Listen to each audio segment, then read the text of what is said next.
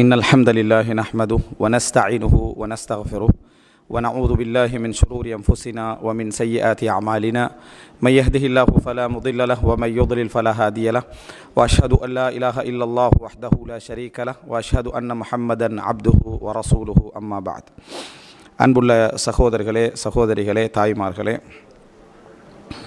நேற்றைய தினம் நாம் இஸ்லாம் கூறும் குடும்ப வாழ்க்கை என்கின்ற தலைப்பில் பார்த்தோம், அல்லது இஸ்லாத்துடைய பார்வையில் குடும்ப வாழ்க்கை என்கின்ற ஒரு தலைப்பை நம்ம பார்த்தோம். அந்த தலைப்புக்கான பிரதானமான காரணிகளையும் சொல்லிவிட்டு ஒரு குடும்ப வாழ்க்கையை இஸ்லாம் என்ன செய்கிறது, எப்படி நோக்குகிறது என்ற முக்கியமான ஒரு 4 பகுதிகளை நான் அந்த இடத்திலே ஞாபகப்படுத்தினேன். அதாவது இந்த உலகத்துடைய நிர்வாகத்திற்கே என்ன, இந்த உலகத்துடைய முன்னேற்றம் வளர்ச்சி, இந்த உலகம் இயங்குவதற்கு எல்லாவற்றுக்குமே பின்னணியில் இருக்கிறது குடும்பம் என்ற ஒரு சிஸ்டம் தான். அந்த சிஸ்டம் கரப்டாகமாக இருந்தால், அதை அழிப்பார்களாக இருந்தால் நிச்சயமாக இந்த உலகம் என்ன செய்யும், தலைகீழாக மாறும். அதில் ஒவ்வொருவரும் பங்காளிகளாகத்தான் என்ன செய்வார்கள், மாறுவார்கள் அப்படின்ற பகுதியை பிரதானமாக சொன்னேன். இரண்டாவதாக பொருளாதாரம் குறித்த சரியான நம்பிக்கை இருந்தால்தான் குடும்பத்திலே வளர்ச்சி ஏற்படும். பொருளாதாரம் குறித்த அதாவது பயம், அச்சமூட்டல் இருந்தால் குடும்பம் சிதைந்து என்ன செய்யும், போகும் என்ற பகுதியை நம்ம சொன்னோம். அதே போன்று மூன்றாவதாக ஒரு மனிதனுடைய வாழ்க்கையுடைய செக்யூரிட்டி, அதாவது பாதுகாப்பு, எதிர்கால பாதுகாப்பு, நிகழ்கால பாதுகாப்பு என்று, அதாவது 50 வயதுக்கு பின்னால் ஒரு தந்தை பாதுகாக்கப்படுதலோ, தாய் பாதுகாக்கப்படுதலோ, பிள்ளைகளுடைய எதிர்காலம் பாதுகாக்கப்படுதலோ, எல்லாமே இந்த குடும்பத்துடைய வளர்ச்சி, குழந்தை பிறப்பு, குழந்தை வளர்ச்சி, இவைகளில் தான் என்ன செஞ்சிருக்கு, எல்லாமே தங்கி இருக்கிறது. நான்காவதாக நம்ம என்ன சொன்னோம்னா ஒழுக்கம். இந்த சமுதாயத்துடைய ஒழுக்கம் பாதுகாக்கப்பட வேண்டும் என்றால் அது குடும்பம் தான். ஸோ இந்த குடும்ப கட்டமைப்பு என்ன சிதைக்கப்படுமாக இருந்தால் நிச்சயமாக அது என்ன, இந்த அதாவது உலகத்திலே எல்லா விஷயமும் தலைகீழாக போவதற்கு ஒரு காரணமாக அமையும் என்று சொன்னேன். அப்படி சொல்கிற சந்தர்ப்பத்தில் இதுக்கெல்லாம் அடித்தளம் போடக்கூடிய ஒரு பின்னணி என்றை நான் உங்களுக்கு என்ன செய்தேன், சொல்லி காட்டினேன். அடித்தளம் போடக்கூடிய ஒரு பின்னணியை சொல்லி காட்டினேன். அது என்ன அப்படி என்று சொன்னால், இந்த நாஸ்திகவாதமும் ஆஸ்திகவாதமும் 2 விஷயம் சொன்னேன். நாஸ்திகம் அப்படி என்று சொன்னால், அதாவது இந்த உலகத்திலே கடவுள் கொள்கை பற்றிய நம்பிக்கை இல்லாத, இறைவன் ஒருவன் படைத்தான், அவன்தான் பரிபாலிக்கிறான், அவன்தான் எங்களுக்கு ரிஸ்க் அளிக்கிறான், மரணம் என்ற ஒன்று உண்டு, மறுமை நாள் என்ற ஒன்று உண்டு, அதன் மூலம் விசாரிக்கப்படுவோம், சொர்க்கம் நரகம் தீர்மானிக்கப்படும் என்கின்ற நம்பிக்கை தான் அதாவது ஆஸ்திகம் என்று சொல்லப்படக்கூடிய ஒரு நம்பிக்கை. இதை பொறுத்த வரைக்கும் இதில் பௌத்தர்கள், கிறிஸ்தவர்கள், இந்துக்கள், முஸ்லீம்கள், இன்னும் என்னென்ன மதங்கள் இருக்கிறதோ இவைகளெல்லாம் ஒன்றுபடுகின்றன. ஆனால் அவர்களுக்கு இடையில் முரண்பாடுகள், பிரச்சனைகள், நம்பிக்கையில் உள்ள வேறுபாடுகள், உண்மையான மார்க்கம் எது, தவறான மார்க்கம் எது, எத்தனை இருந்துவிட்டாலும் இதெல்லாமே அந்த ஆன்மீக வட்டத்துக்குள்ளே வரும். ஒரு 10% ஒரு 10% குறைவான மக்கள் தான் என்ன செய்கிறாங்க, இந்த நாஸ்திகம் என்ற சிந்தனை போக்கில் இருந்து கொண்டிருக்கிறார்கள், கடவுள் நம்பிக்கை இல்லாமல் இருந்து கொண்டிருக்கிறார்கள். ஆனால் இவர்கள் 1950களுக்கெல்லாம் பிறகு எப்படி ஆகிட்டு அப்படி என்று சொன்னால், விஞ்ஞானமும் என்ன இந்த நாஸ்திக கொள்கையும் ஒன்று சேர்ந்து விட்டன. விஞ்ஞானமும் நாஸ்திக கொள்கை ஒன்று சேர்ந்து விட்டதனால இன்றைக்கு இந்த உலகத்துடைய ஓட்டத்தை தீர்மானிப்பது விஞ்ஞானம். எதை சொன்னாலும் சரி, சோறு சாப்பிட்றதா இருந்தால் நிம்மதியாக சாப்பிட்றோமா, விஞ்ஞான அடிப்படையில் இது என்ன, அதாவது நமக்கு உடலுக்கு நல்லதான்னு பார்க்குறோம். விஞ்ஞான அடிப்படையில் தண்ணி குடிக்காமல் இருக்கிறான், விஞ்ஞான அடிப்படைன்னு சொல்லி என்ன தண்ணியை குடிக்காமல் இருக்கிறான். இடது கையால் குடிப்பது நல்லது என்று சொன்னதை ஏதோ மார்க்கம் எரிக்க போய் தப்பிட்டாங்க. இல்லைன்னா இடது கையால் என்ன செய்வாங்க, குடிக்கக்கூடிய ஒரு நிலைக்கு வந்துட்டான். காரணம், மனிதனுடைய அணுதினமான விஷயத்தில் நிம்மதியாக ஒருத்தனுக்கு தூங்க இல்லாமல் இருக்கு. வலது பக்கத்தில் திரும்பி தூங்கினா எப்படி இருக்கும், நோம்பு பிடிக்கிறான்னு சுண்ணத்து நோம்பு பிடிக்கக்குள்ளே அவனுக்கு டயட் யோசனை வந்துடுது. சரியா, தொழுது சுஜூது போனால் பிளட்டெல்லாம் இங்கே வந்தால் நம்மளுக்கு சிந்தனை என்ன செய்ய, நல்லா வேலை செய்ய. எதாவது விஞ்ஞானம் இல்லாமல் யோசிக்கிறோமா, இல்லை. எதுவுமே நம்ம விஞ்ஞானம் இல்லாமல் என்ன செய்கிறது இல்லை, இப்போ யோசிக்கிறது இல்லைன்னு பொய்யான விஷயங்கள் எல்லாத்தையும் நம்ம எடுத்து வச்சுக்கிறோம். ஒரு இறைச்சியை சாப்பிட்டுட்டு, ஒரு மீனை சாப்பிட்டுட்டு, தயிரை சாப்பிடக்குள்ள யோசிக்கிறான், இப்படி உசுறு போனவெல்லாம் இருக்கிறான் அப்படின்னு சொன்ன உடனே சயின்ஸ் ரீதியான சிந்தனை என்றது மனிதனுடைய சர்வசாதாரண விஷயத்திலிருந்து எல்லாத்துலேயும் கலந்துட்டு, இந்த விஞ்ஞானம் இப்படி கலந்திருக்கிற டைமில் இறை கொள்கைக்கு எதிரான நாஸ்திகமும் இதோட சேர்ந்துட்டா, விஞ்ஞானத்தோட இந்த நாஸ்திகமும் சேர்ந்துட்டா எப்படி அமையும் பாருங்கள். இதை நான் உங்களுக்கு சொல்லி காட்டினேன். இவர்களுடைய சிந்தனை போக்கு, விஞ்ஞானமும் நாஸ்திகமும் அவங்களுக்கு ஒரு மதம் இல்லாமல் இருந்துச்சு. நாஸ்திகம் உலகத்தால் எதிர்க்கப்பட்டுச்சு, நாஸ்திகவாதிகள் உலகத்தாரால் எதிர்க்கப்பட்டார்கள். இப்போ இவங்க இந்த நவீன நூற்றாண்டில் இந்த 2ம் சேர்ந்து விட்டதனால என்ன நடக்குது அப்படின்னா, எல்லா நாஸ்திக சிந்தனையும் விஞ்ஞானத்தின் ஊடாக சமுதாயத்தில் என்ன செய்கிறாங்க, முன்வைத்து கொண்டு வருகிறார்கள். அப்போ அவர்கள் எடுத்துக்கொண்ட ஒரு கொள்கை தான் மனிதன் என்ன, அதாவது மனிதனும் இந்த குரங்குகளும் ஒரு மூலத்திலிருந்து என்ன செய்தவர்கள், பிறந்தவர்கள், ஒரே மூலத்திலிருந்து வளர்ந்தவர்கள் என்ற இந்த மன்கிசம் என்று சொல்லக்கூடிய டார்வினிசம் அல்லது பரிணாமவாதம் என்று சொல்லக்கூடிய இந்த எவல்யூஷன் என்ற தியரி, இந்த சிந்தனை போக்க அடிப்படையாக வச்சுத்தான் முழு சிலபஸையும் கட்டமைக்கிறாங்க. இது ஒரு சப்ஜெக்ட் அல்ல, இதை வைத்து தான் உங்களுடைய டோட்டல் சிந்தனை எதுவாக இருந்தாலும் எல்லாத்தையும் கட்டமைக்கிறாங்க. ஒழுக்கமாக இருக்கலாம், குடும்பமாக இருக்கலாம், அரசியலாக இருக்கலாம், சமூகமாக இருக்கலாம், எதாக இருந்தாலும் இதை வைத்து கட்டமைக்கிறார்கள். இது நமக்கு, நான் உங்களுக்கு ஏற்கனவே சொன்ன மாதிரி, என்ற சொந்த வாழ்க்கையில் இந்த பிரச்சனை இல்லைன்னு தான் நம்ம நினைப்போம்.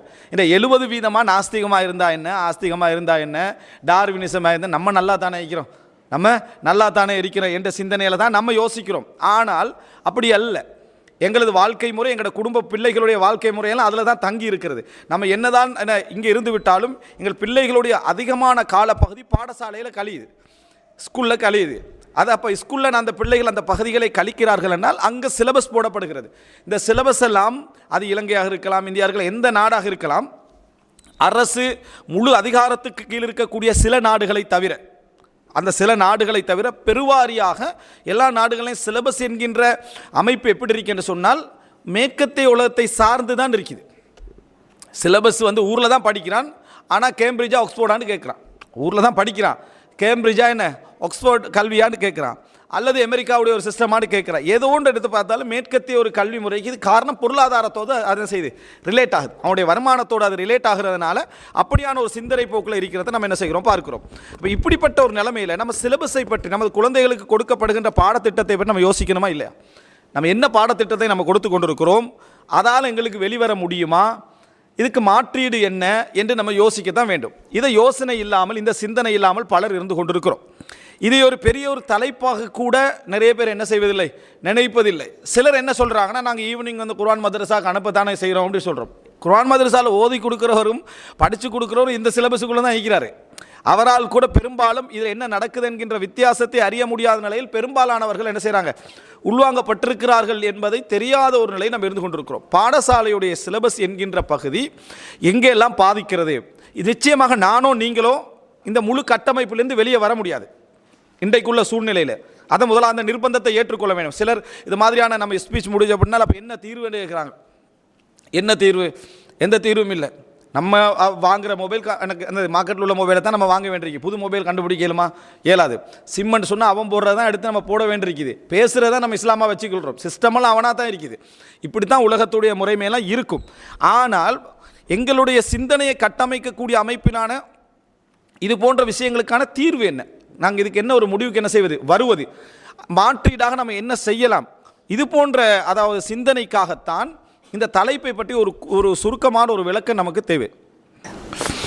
அன்புள்ள சகோதரர்களே, நீங்கள் பாருங்கள் என்னன்னு சொன்னால், முதலாவது அடிப்படையாக ஒரு மனசில் வச்சுக்கணும், இந்த தலைப்புகள் ஏன் தேவை அப்படின்னா, இப்போ உங்கள்கிட்ட ஒருத்தர் கேட்குறாரு, தீன் என்றா என்ன, மார்க்கம் என்றா என்ன, இஸ்லாம் என்றா என்ன என்று சொன்னால் நம்ம சுருக்கமான ஒரு வடிவத்தை புரிஞ்சுக்கொள்ளணும். மார்க்கம் என்ற பகுதியை இந்த ஒரு 5 விஷயத்துக்குள்ளே நம்ம சுருக்கமாக சொல்லலாம். சிலபஸ், அதாவது குழந்தைகளுடைய கல்வி என்ற பகுதியை நம்ம ஏன் தெரிந்து கொள்ள வேண்டும், குழந்தையுடைய கல்வி எப்படி ஊட்டப்படுகிறது என்பது ஏன் தெரிந்து கொள்ள வேண்டும், இந்த சிஸ்டத்துக்குள்ளே அகப்பட்டு கொண்டிருக்கக்கூடிய நாம் மாற்றீடாக என்ன செய்ய வேண்டும் என்பதை தெரிந்து கொள்வதற்கு முதலாவது இது எங்கே பாதிக்குதுன்னு தெரியணும். இப்போ தீன் என்றால் என்னன்னு கேட்டால், நீங்கள் அடுத்தவங்களுக்கு சுருக்கமாக சொல்ல முடிஞ்சது ஒரு 5 விஷயத்தை சொன்னால் அதான் தீன். தீன் என்றால் அதான் அல் ஈமான் வத் தௌஹீத். முதலாவது நமது நம்பிக்கை, மறைவான விஷயத்தை நம்புதலும், ஏகத்துவம், இறைவனை மாத்திரம் வணங்குதலும், அதான் மறைவான விஷயத்தை நம்புது. அல்லாஹ் தஆலா என்ன சொல்றான், யுமினூன பில் கைப், அவர்கள் என்ன செய்வார்கள், கைபை ஈமான் கொள்ள. மூமின்கள் என்றால் யாருன்னா மறைவானதை என்ன செய்வாங்க, ஈமான் கொள்ளக்கூடியவர். மறைவானது என்ன, ஆதாரபூர்வமான மறைவானதை, ஆதாரபூர்வமாக மறைவானதை ஈமான் கொள்வார். ஜின் என்ற நாங்கள் ஒரு படைப்பை நம்புகிறோம், மலக்குமார்களை நம்புகிறோம், மறுமையினால நம்புகிறோம், என்னது அல்லாஹ்வை நம்புகிறோம், எல்லாமே மறைவானவைகள். இந்த மறைவானவற்றை ஈமான் கொள்வது, அப்படி ஈமானும் தௌஹீதும், இதான் எங்கட இஸ்லாம் என்றது.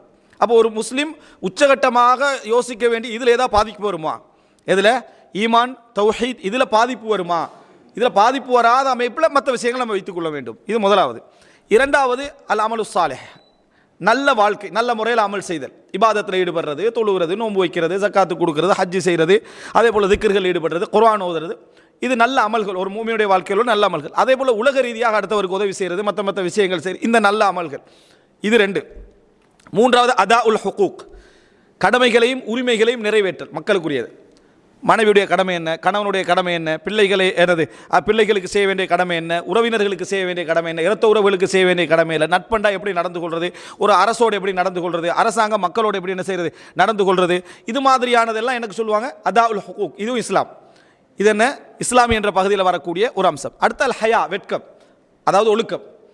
வெட்கம் என்ன? ஒழுக்கம். வெட்கத்தை பாதுகாக்கிறது. வெட்கத்தை பாதுகாப்பது தான் என்ன?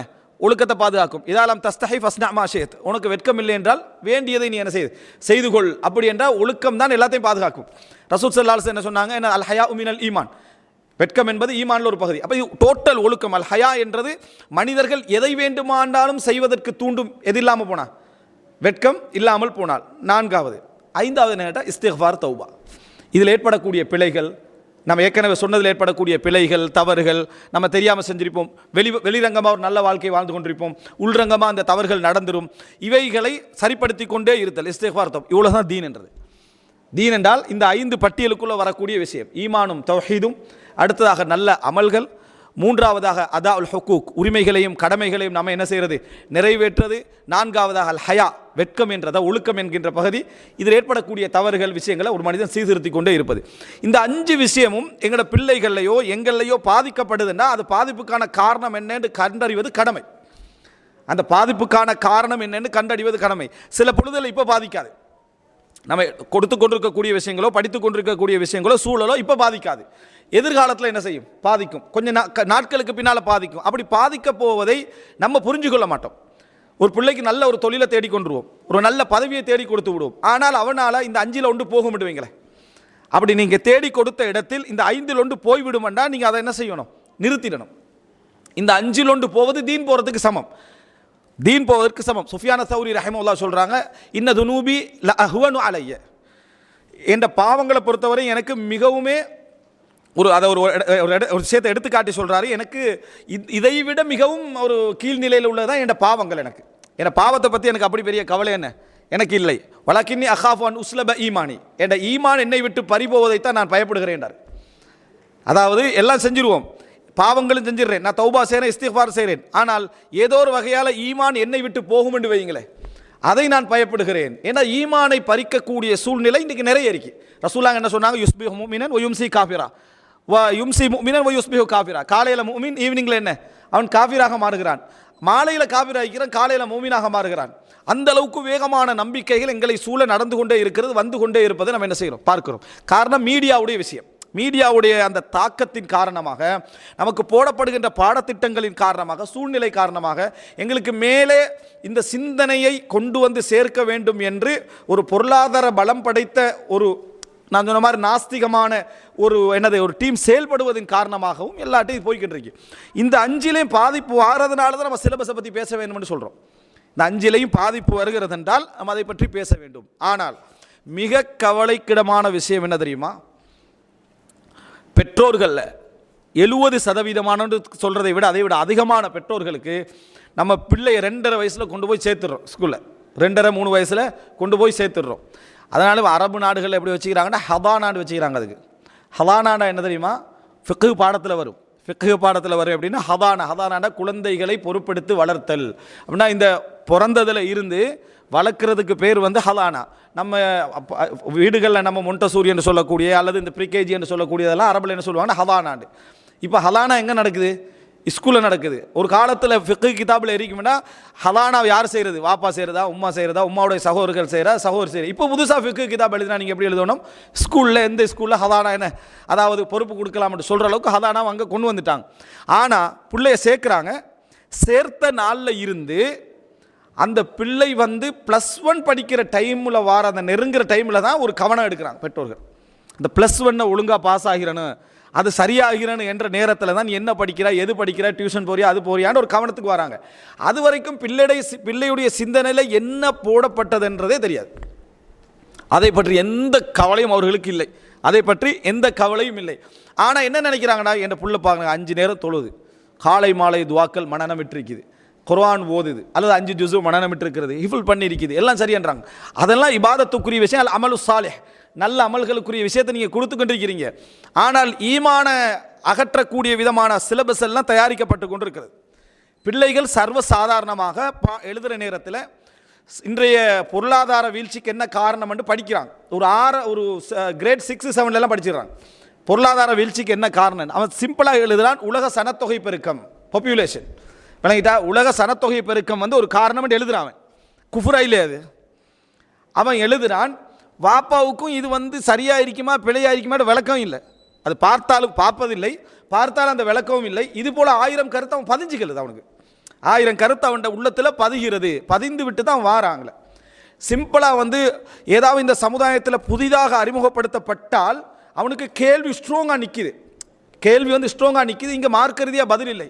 இந்த உலகம் வந்து அதாவது 13.7 பில்லியன் ஆண்டுகளுக்கு முன்னால் என்ன செஞ்சது, உலகம் தோன்றியதுன்னு அவனுக்கு ஒரு பதிவு வந்த உடனே இது சம்பந்தமாக தந்தைட்டையும் என்ன செய்யதில்லை, தந்தை தாயிட்டையும் அதை பற்றி விளக்கம் கொடுக்குற அளவுக்கான ஆழமான சப்ஜெக்ட் இல்லை.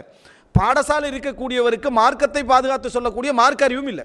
அவர் முஸ்லீமாவே இருப்பார், டீச் பண்ணிக்கிட்டு இருப்பார். அவர்கிட்ட கேள்வி கேட்டால் கூட அவருடைய பதில் என்னதாக இருக்கும்னா அது மார்க்க சப்ஜெக்ட், நம்ம நம்பணும். அதெல்லாம் அதில் நம்ம கேள்வி என்ன செய்யக்கூடாது, கேட்கக்கூடாது. ஒரு முஸ்லீம் ஆசிரியர் தான் இதை படிப்பிக்கிறாருன்னு வைங்களேன், அவரோட உச்சகட்ட பதில் என்னன்னா அது மார்க்க சப்ஜெக்ட், நம்ம அதை நம்பணும். அதில் நம்ம கேள்வி கேட்கக்கூடாது.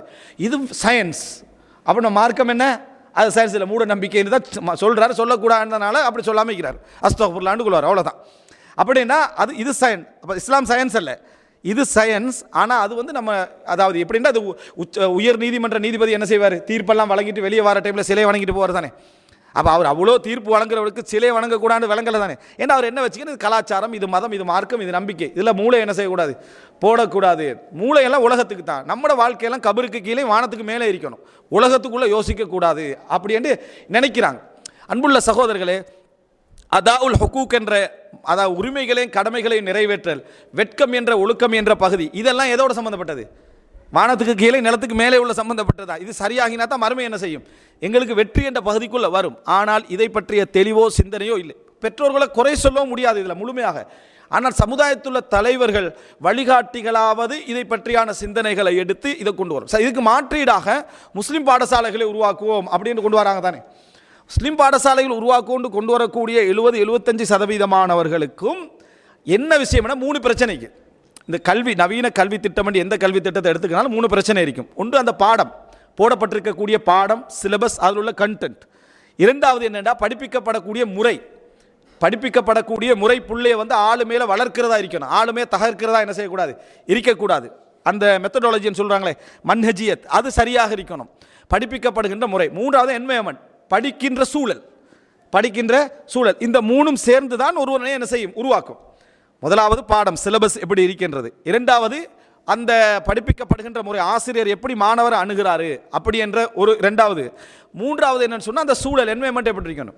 நிறைய பேர் எதை கணக்கெடுக்கிறது, இந்த 3வது மட்டும் தான் இஸ்லாம். எது 3வது மட்டும் இஸ்லாம். ஆண் பெண் கலப்பு இருக்கக்கூடாது, அது ஜும்மாவுக்கு போகிறதுக்கான அந்த வாய்ப்பு இருக்கணும், அதுபோல் தொழுகைக்கான லுஹருக்கான வாய்ப்பு இருக்கணும், ஒழுக்கமான அபாயா என அதெல்லாம் கொடுத்துட்டு, இது கட்டாயம், அதுவும் கட்டாயம். ஆனால் அது மட்டும்தான் எங்களோட கல்வியில் பாதிக்கப்படுற விஷயம் என்னதுனால ஒரு முஸ்லீம் ஸ்கூலை திறந்து அதை கொடுத்துட்றாங்க. எதை கொடுத்துட்றாங்க, அபாயா போட்டு போயிடலாம், ஆரம்பத்தில் கிராத் ஓதி கடைசியில் செலவாத் ஓதி என்ன செஞ்சிடலாம், நீங்கள் முடிச்சிடலாம். அடுத்து என்ன அந்த கொஞ்சம் விஷயங்களை, மற்றது சிலபஸ் எல்லாம் கூப்பிடுறதா, நீங்கள் அதை படிச்சுக்கோங்க. அதாவது இதெல்லாம் எப்படி இருக்கணும்னா இஸ்லாமிய சூரத், சஹாபாக்கட காலத்தில் முனாஃபிக்கள் எந்த லிஸ்ட்ல இருந்தாங்க, 5 டைம்ஸ் தொழுகிறது, சரியா, அவங்களும் ஜகாத்து கொடுக்குறது, அவங்களும் ஜிஹாத்தில் கலந்து கொடுக்குறது, எல்லாம் செஞ்சுக்கிறது. ஆனால் முனாஃபிக் அவன் யார், முனாஃபிக்காக இருப்பான். ஒரு நயவஞ்சகர்களை உருவாக்குகின்ற சிஸ்டம் போல, ஜனாதிகாக்களை உருவாக்குற சிஸ்டம் போல மாறிட்டா. எல்லாரும் அப்படி சொல்லலை, ஆனால் சிலபஸ் அங்கே கொண்டு போயிடும். அது இப்போ இந்த மாதிரி அமைப்பில் இருக்கக்கூடிய ஒரு சந்தர்ப்பத்தில் நம்ம இதெல்லாம் விளங்கவில்லை என்றால், பாடத்திட்டத்தில் இதெல்லாம் இருக்குது, இதெல்லாம் எவ்வளவு ஒரு தரமற்ற விஷயங்கள், அதை சொல்கிறதுக்கு பெற்றோர்கள் வந்து நான் கூசுது, சிலபஸை டவுன் பண்ணுறதுக்கு. நீ படிக்கிற சிலபஸ் இருக்குதுன்னா அது ஒரு குப்பை, சரியா, இந்த குப்பையால் உனக்கு என்னக்கு லாபம் என்று சொன்னால், நீ இந்த தொழில் செய்யணும், உனக்கு என்ன செய்யணும், தொழில் செய்யணும், உழைக்கணும். இதுக்கு இதை தவிர வேறு நிர்பந்தம் இது. இந்த சூழ்நிலையில் நம்ம என்ன செய்கிறோம், இருக்கிறோம். அப்போ நீ ஒரு மருத்துவராக வந்தாலும் சரி, ஒரு இன்ஜினியராக வந்தாலும் சரி, நீ ஒரு திறமையான ஒரு முஸ்லீமாக, சிறப்பான சமூக சிந்தனையில் ஒரு முஸ்லீமாக இருந்தால் மட்டும்தான் உன்னால் என்ன செய்யலாம், இதை நல்ல முறையில் என்ன செய்யலாம், பயன்படுத்தலாம். இல்லைன்னா உனக்கு முழு சிந்தனையாக எதிரிக்கும், பொருளீட்டல் மட்டும்தான் என்ன செய்யும், இருந்து கொண்டிருக்கும். சமூக நலனோ அல்லது குடும்ப நலனோ இந்த மாதிரியான சிந்தனை எதுவுமே இருக்காது. நீ உன்னுடைய முன்னேற்றம் யாருக்குமே என்ன செய்யாது, பிரயோசனம் தராது என்ற சிந்தனை ஊட்டக்கூடிய அமைப்பில் இல்லை.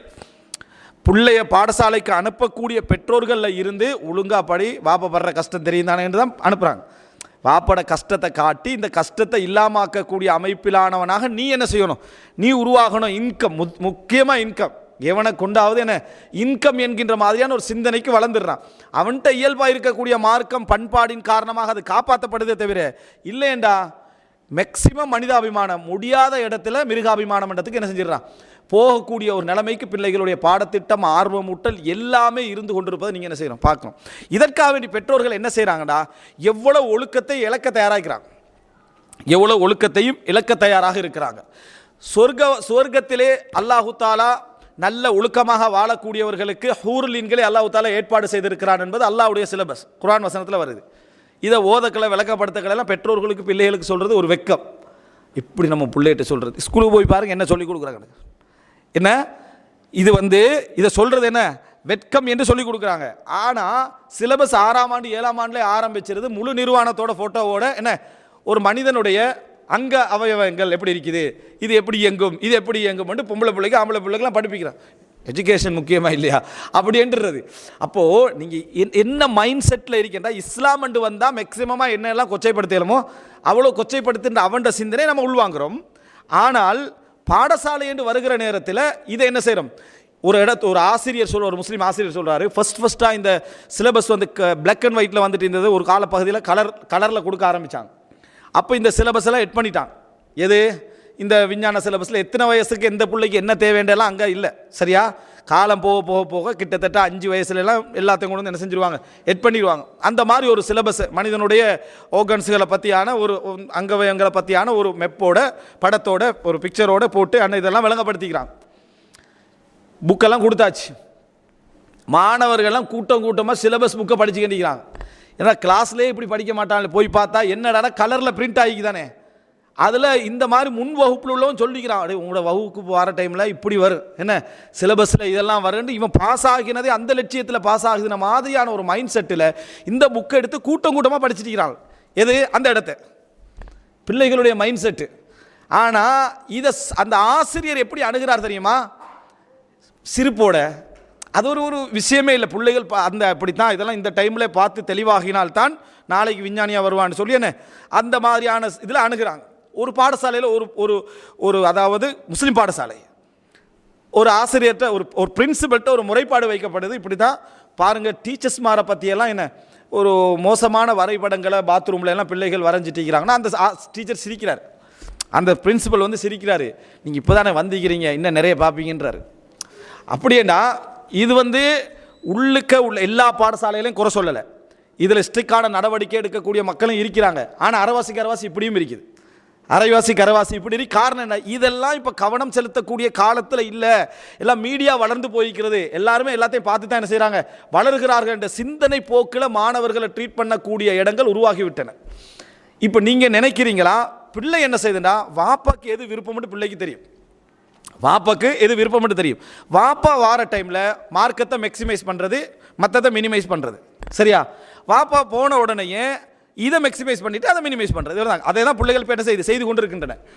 இது அதுக்கேற்ற மாதிரி தந்தைக்கு ஏற்ற மாதிரி தந்தையுடைய மைண்ட் செட்டுக்கு ஏற்ற மாதிரி பேசக்கூடிய அமைப்பில் பிள்ளைகளுடைய மைண்ட் செட். பாப்பா என்ன நினைக்கிறான்னு, என் பிள்ளை அல்ஹம்துலில்லாஹ் நான் பார்த்த அளவில் யாராவது ஒருத்தர் அந்த பிள்ளை உங்களோட பிள்ளையோட விஷயத்தில் கொஞ்சம் கவனம் செலுத்திக்கங்கன்னு சொன்னால் அவரோட பிள்ளை மட்டும் என்ன எப்படி இருக்கேன்னு ரிட்டன் சொல்கிற இடத்துல தான் எல்லோரும் இருந்து கொண்டு இருக்கிறார்கள். இப்போ நீங்கள் என்ன புரிஞ்சுக்கங்க, இப்படிப்பட்ட ஒரு சூழ்நிலையில் எங்களோட பிள்ளைகளுடைய சிலபஸ் என்ன, எப்படிப்பட்ட பாடத்திட்டத்தை எங்கள் குழந்தைகள் படித்து கொண்டிருக்கின்றன என்று கேட்கக்கூடிய அதாவது பெற்றோர்கள் உருவாகி இருக்கிறார்களான்னு பார்த்தால் 170% அப்படி இல்லை. அந்த பாடத்திட்டத்தை பற்றி அதை பற்றிய எந்த விளக்கங்களும் எதுவுமே இல்லை. சொல்லப்போனால் இன்றைக்கு அதாவது சமுதாயத்தில் சேவை செய்யக்கூடிய பாடத்திட்டங்கள் ஒரு சின்ன குறிப்புகள் கொஞ்சம் நான் சொல்கிறேன். முதலாவது, குழந்தைக்கு தேவையான படிப்பு அப்படி என்று பார்த்தீங்கன்னா இஸ்லாமிய அடிப்படையில் பார்த்தீங்கன்னா, அதாவது அறிவு ரீதியான விஷயத்துக்கு முன்னால் குழந்தைக்கு தேவையானது என்னன்னு சொன்னால் ஆளுமை ரீதியான விஷயம். அறிவு ரீதியான விஷயத்தை சுமந்த ஆளுமையற்ற பிள்ளைகள் நிறைய பார்க்கலாம். நீங்கள் பெரிய அறிவாளியாக இருப்பான், ஆனால் அடுத்தவன் 2 வசனத்தால் டவுன் ஆகிடுவான். அடுத்தவன் சொல்லக்கூடிய ஒரு 2 வசனத்தால் டவுன் ஆகக்கூடிய பிள்ளைகள் இருக்கு. ஆளுமை வளர்ச்சிக்கு பாடசாலையில் இப்போ என்ன பங்களிப்பு இருக்குது, இன்றைய பாடசாலைகளில் ஆளுமை வளர்ச்சிக்கு என்ன பங்களிப்பு இருக்குது நீங்கள் நினச்சி பார்த்தீங்கன்னு சொன்னால் ஏற்படுத்த ட்ரை பண்ணுறாங்களே தவிர 90% மேலாக பிள்ளைகளுடைய ஆளுமை பாதிக்கக்கூடிய அமைப்பிலான விஷயங்கள் தான் குறிப்பாக ஏசியாவில் நிறைய இருந்து கொண்டிருக்கிறது. விளங்கிட்டா, அதாவது அவனுடைய ஆளுமையை பாதிக்கும், அவனுடைய திறமையை பாதிக்கக்கூடிய அமைப்பில், அவன் எடுக்கக்கூடிய முடிவுடைய திறமையை பாதிக்கக்கூடிய அமைப்பில் தான் பிள்ளைகளுடைய பாடத்திட்டங்கள் எல்லாம் கட்டமைக்கப்பட்டிருக்குது. என்ன வேகமான பாடத்திட்டங்கள், பிள்ளைகளுக்கு சிந்திப்பதற்கான எந்த விதமான என்ன இடைவெளிகளும் இல்லாத பாடத்திட்டங்கள். ஒரு கேள்வி பதில் சொல்லலைன்னா அந்த இடத்துல மட்டம் தட்டப்படுறான். ஒரு கேள்விக்கு பதில் சொல்லலையா உடனே மட்டம் தட்டப்பட்டுறது. ஃபர்ஸ்ட் செகண்ட் தேர்டு பாடசாலைகள் பொருளாதார அந்த போட்டியின் காரணமாக ஃபர்ஸ்ட் செகண்ட் தேர்டு வரக்கூடிய மாணவர்கள் அடையாளப்படுத்தி அவனுக்கு கிரீடம் அணிவிச்சு பாடசாலையுடைய ஐக்கோனை அவனை காட்டிடுறது. இந்த கடைசியில் 30, 25 என்று இருக்கிறாங்களே அவங்கெல்லாம் வந்து ஸ்கூலுக்கு செல்லா காசுகளாக என்ன மாற்றப்படுவது. ஆளுமை அவனை என்ன செய்கிறான், என் சமுதாயத்தில் எனக்கு இங்கே இடம் இல்லை. அவன் என்ன முடிவெடுக்கிறான்னா, ஒரு 10th வர்றதுக்கு முன்னாலேயே இது பாடசாலை நமக்குரிய இடம் உண்டு அல்ல, ஸ்கூல் வந்து என்ன நமக்குரிய இடம் உண்டு அல்ல, அவன் அங்கிருந்தே கிளம்பி முதலாளி ஆகிடுறான். பிறகு இவர் ஃபஸ்ட்டு பெஞ்சில் இருக்கிறவர் பேர்த்து அங்கே வேலை செய்கிறது. சமுதாய சிஸ்டத்தில் அதிகமாக நீங்கள் பாருங்கள் பார்ப்போம், கடைசியில் உள்ளவன் கிளம்பிடுறான், நமக்கு சரி வராதுன்னு போய் எங்கேயோ ஒரு பிஸ்னஸ் பண்ணி அது பண்ணி கொஞ்சம் பெரிய இடத்துல முன்னேறிடுறான். ஒரு கிளாஸ் ஃப்ரெண்டுன்னு சொல்லி அவனுக்கு வேலையை போட்டு கொடுக்குறது யார், இங்கே உள்ள இது வந்து எல்லா இடத்துல இல்லாட்டி கூட ஒரு நீ காணலாம் சமுதாயத்தில் ஒரு கணிசமாக அவன்கிட்ட போய் வேலை செய்யக்கூடிய அளவில் பார்க்கலாம். இவன்ட்ட ஆளுமையை இங்கே தட்டப்படு. இவன்ட்ட எப்படி சொல்லி வளர்க்குறேன்னா, உனக்குரிய ஜொப் எல்லாம் என்ன தெரியுமா, உனக்குரிய வேலையெல்லாம் கம்பெனிகளில் தான் இருக்குது, உனக்கு எந்த இடத்துல என்ன வேலை கிடைக்கும், நீ இதில் போய் சர்டிஃபிகேட்டை நம்பித்தான் நீ வாழணும் என்கின்ற ஒரு நம்பிக்கை ஊட்டிடுறது. இயற்கையான தந்தையுடைய மற்றவர்களுடைய எல்லா தொழிலையும் கைவிட்டு போகக்கூடிய அமைப்பிலான ஒரு சிஸ்டத்தை உருவாக்கி இருக்கிறார்கள். அதாவது அரசாங்கம் தீர்மானிக்கிறது உங்களுக்கு என்ன தொழிலை என்ன செய்யணும் கொடுக்கணும். ஒரு உதாரணம் போட்டிருந்தாங்க, ஒரு பாடசாலையில் ஒருத்தர் கேட்குறாரு, நீங்கள் என்ன நம்ம டாக்டரானா இன்ஜினியர் ஆகணும், நீங்கள் அப்படி ஒரு சொல்லிட்டு போகிறாங்க. ஒரு அரபியில் கேட்குறேன், நீங்கள் என்ன ஆகணும், நான் கஃபீல் ஆகணும் அப்படின்ட்டான். நான் வந்து என்னது கஃபீல் ஆகணும், அத்தனை பேருக்கு நான் தான் வேலை கொடுக்கணும். சரியா, அத்தனை பேருக்கு என்ன நீங்கள் அத்தனை டாக்டராக இன்ஜினியர் வாங்க, நான் வந்து என்ன செய்கிறேன், நான் வேலை கொடுக்குறேன். அப்படின்னா தொழில் விஷயத்தில் கல்வியோடு சேர்த்து இன்னொரு பகுதிக்கு பங்களிப்பு அதிகம். எது அரசாங்கத்துக்கு. அரசாங்கம் நம்ம எப்படி நடத்துகிறது என்றதை வைத்தும் எங்களுடைய தொழில் என்ன செய்கிறது தீர்மானிக்கப்படுகிற இடத்தை பார்க்கிறோம். எனவே இந்த இடத்துல பிள்ளைகளுடைய ஆளுமை சம்பந்தமாக ஏதாவது யோசிக்கிறோமா, நம்ம பிள்ளைகளுடைய ஆளுமைகள் சம்பந்தமாக ஏதாவது நம்ம யோசிச்சுக்கிறோம்னு பார்த்தா அதிகமான பெற்றோர்கள் அவனுடைய பேப்பரை தான் பார்க்குறாங்க, அவனுடைய பேப்பரை பார்க்குறாங்க, எக்ஸாமில் என்ன ரிசல்ட் எடுத்துக்கலாம் எதை எடுத்து அதை வைத்து டோட்டலாக அவனுடைய ஃப்யூச்சரே என்ன செஞ்சிடறாங்க முடிவெடுத்துடுறாங்க. இந்த மாதிரி நீங்கள் ஆகினீங்க என்று சொன்னால் பிள்ளைகள் குடும்பத்தில் வாழ வேண்டியிருக்கு, சொந்த பந்தங்களோட வாழ வேண்டியிருக்கு, சமூகத்தில் வாழ வேண்டியிருக்கு. ஆளுமை தான், அந்த ஆளுமை டேமேஜாகவே போய்கொண்டிருக்கிறது. அதாவது அடிக்கடி நான் சொல்லக்கூடிய ஒரு முக்கியமான ஒரு புத்தகம், அது வெஸ்ட் வேர்ல்டில் எழுதப்பட்டிருந்தாலும், ஹவு சில்ட்ரன் ஃபெயில், எப்படி பிள்ளைகள் அதாவது தோல்வி அடைகின்றன என்று ஜோன் ஹோல்ட் என்று சொல்லக்கூடியவர் எழுதின ஒரு நூல். அது வந்து இன்டர்நேஷனல் பெஸ்ட் செல்லர் என்று சொல்லக்கூடிய சர்வதேச விற்பனையில் வந்து பல லட்சக்கணக்கான பிரதிகள் போன ஒரு நூல், ஹவு சில்ட்ரன் ஃபெயில் என்று. திறமையான பிள்ளைகளும் எப்படி ஃபெயில் ஆகின்றன என்றது அந்த முழு புத்தகத்தில், அவர் 50 வருஷம் ஆசிரியராக இருந்தவர், முழு புத்தகத்தில் எப்படி விளங்கப்படுத்துன்னா ஆளுமை எப்படி பாதிக்கப்படுது பிள்ளையிட, நம்ம நடந்து கொள்ளக்கூடிய முறையில் பிள்ளையுடைய ஆளுமை நம்பிக்கை எப்படி பாதிக்கப்படுகிறது. காரணம் என்ன சொல்றார் அப்படின்னா, 50 பிள்ளைகள் இருக்குன்னா 50 பிள்ளைகளுக்கும் 3-4 விதமான திறமைகள் இருக்கும். ஒரு 20 விதமான பிள்ளைகளுக்கு ஒரு விதமான திறமை இருக்கும். ஒரு 10 பிள்ளைகளுக்கு இன்னொரு விதமான திறமைக்கு. அது ஒரு சின்ன ஒரு கார்ட்டூனில் விளங்கப்படுத்தப்பட்டிருக்கு. என்ன, யானையும் கூப்பிடுறது, புளியையும் கூப்பிடுறது, சிங்கத்தையும் கூப்பிடுறது, குரங்கையும் கூப்பிடுறது. குறிப்பிட்டு இன்றைக்கு உங்களோட எக்ஸாம் என்னென்னா மரத்தில் யார் பாஸ்டாக ஏறுறதுன்றது தான். சிங்கம் ஃபெயில் ஆகிட்டு, சிங்கம் வந்து மரத்தில் ஏறலை, அப்போ சிங்கம் நம்ம ஃபெயில் தான், அவன் ட்ரை பண்ணுது, அரைவாசியில் அதை இறங்கிட்டு, புளி ஒரு அளவுக்கு போகுது, குரங்கு ஏறிட்டு, குரங்கு பாஸ் தான். காரணம், குரங்களுடைய ஸ்கில் வந்து மரத்தில் ஏறுறது, அதுக்கு ஏற தெரியும். ஆனால் சிங்கம் அந்த இடத்துல ஃபெயில்ன்றது கன்ஃபார்ம். இப்போ என்ன முடிவெடுத்துறது, நீ ஃபெயில் ஆகிட்டாய், அது சரி வராது, அப்படி என்ற அமைப்பில் இந்த பாடத்திட்டம் இருக்குது. இப்படி பாடத்திட்டத்தில் இந்த மாதிரியான ஒரு முறைமை வைக்கப்பட்டிருந்தால், இதே அடிப்படையில் பெற்றோர்கள் பிள்ளையை மட்டம் தட்டிடுறது. தன் வீட்டில் உள்ள அழகான் அல்லாஹு ரப்புல் ஆலமீன், விளங்கிட்டா, இந்த உலகத்தில் ஆக கடைக்கோடியில் பிறந்த ஒரு ஏழை பிள்ளைக்கும் ஒரு திறமை அல்லாஹ் கொடுத்து தான் இருக்கிறான். அல்லாஹு தாலா ஒரு திறமையை கொடுத்து தான் இருக்கிறான். இந்த உலகத்தில் அல்லாஹு தாலா அனைவரையும் சரிசமமாக படைக்கலை, சரிசமமாக என்ன செய்யலை படைக்கவில்லை. சிலருக்கு பெரிய ஆற்றலையும் திறமையை அல்லாஹு தாலா கொடுத்துருக்கிறான், சிலருக்கு அதே மாதிரி வேறு விதமான திறமைகளை கொடுத்துருக்கிறான். காரணம் இது ரெண்டு சேர்ந்து தான் உலகத்தை என்ன செய்யும் முன்னேற்றும் என்பதனால.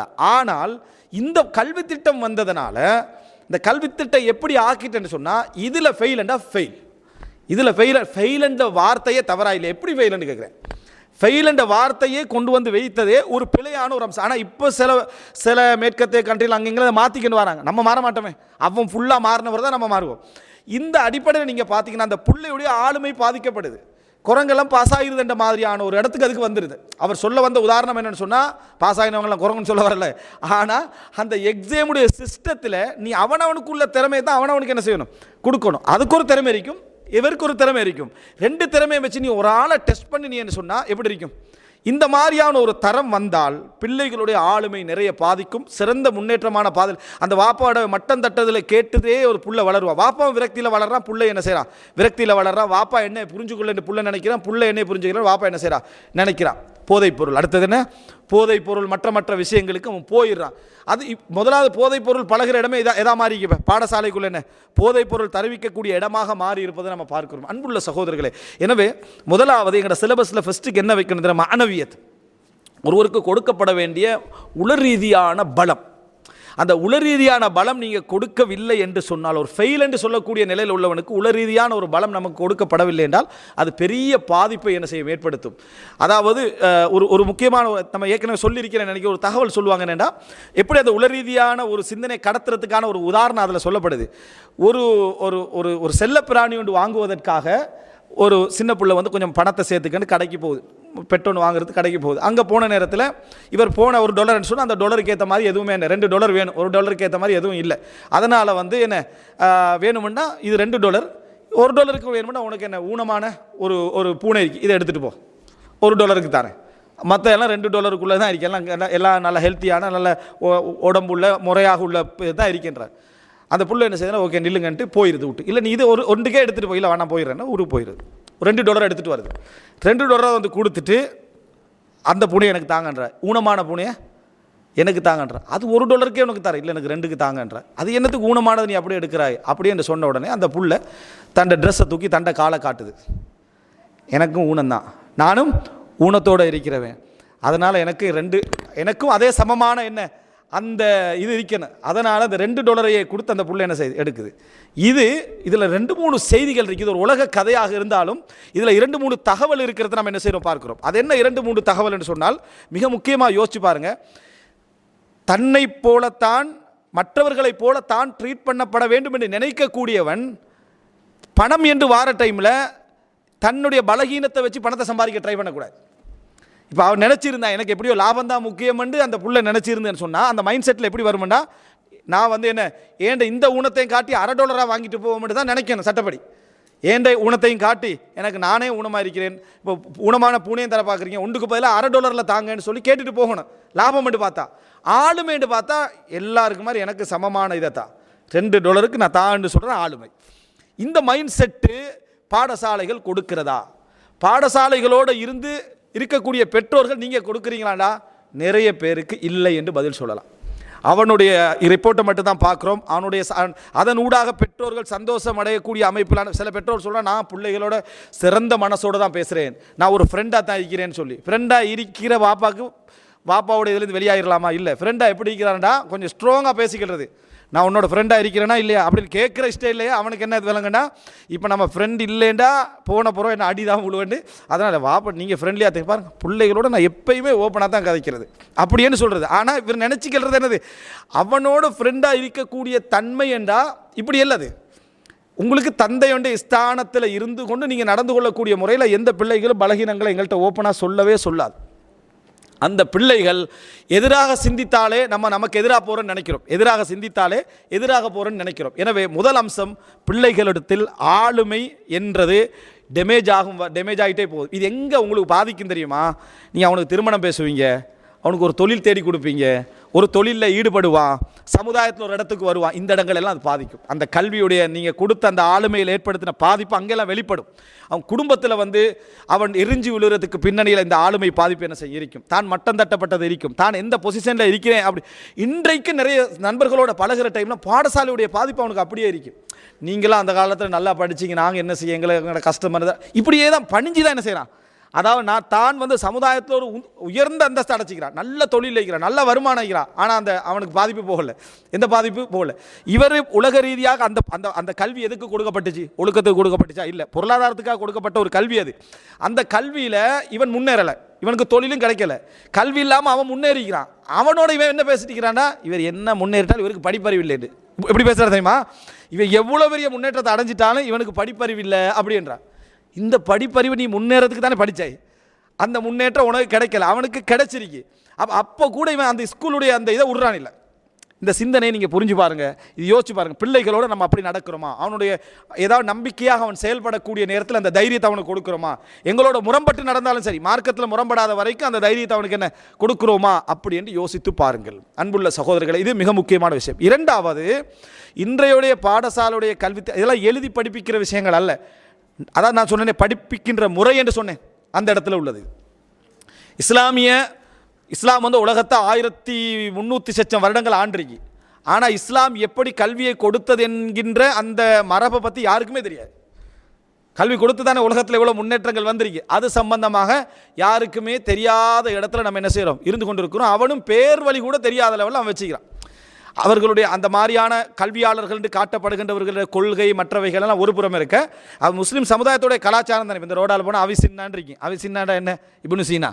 இப்னு சீனா கிட்ட வச்சுக்கிறான்ல அந்த பேரை. அவிசின்னான்னு சொன்னோன்னே அவிசின்னான்ற சிந்திக்கிற இடம் இல்லாமல் தூரத்தில் வச்சுக்கிறான். சரியா? இதே மாதிரி தான் அல்ஜிப்ரான்னு வச்சுப்பான், அலி ஜாபிர் ஹையான அல்ஜிப்ரான்னு வச்சுப்பான், கெனோன்னு வச்சுப்பான், கானூன்னு என்ன செய்வான் அப்படி வச்சிருப்பான். எல்லா பேர்களையும் யோசிக்காத இடத்துல என்ன செஞ்சுக்கிறான், நம்மளால் முஸ்லீம் சமுதாயத்துடைய கலாச்சாரத்துடைய விளைவு அப்படின்னு விளங்காத மாதிரி வச்சுப்பான். அல் ஹுவாரிஸ்மி அல்கோரிதம் விளங்கிட்டா. ஆனால் அதை நம்ம யோசிக்காத இடத்துல வச்சிருப்போம். அந்த பற்றியான கலாச்சார அறிவு, வரலாற்று அறிவு நம்ம சமுதாயத்தில் பெரிய ஒரு ஆளுமை ஊட்டப்பட்டிருக்கிறது. இதை பற்றி எந்த விதமான என்ன பின்னணி முஸ்லீம் சமுதாயம், வரலாறு தெரியாத ஒரு முஸ்லீம் சமுதாயமாக இருந்து கொண்டிருக்கிறத நம்ம என்ன செய்கிறோம் பார்க்கிறோம்.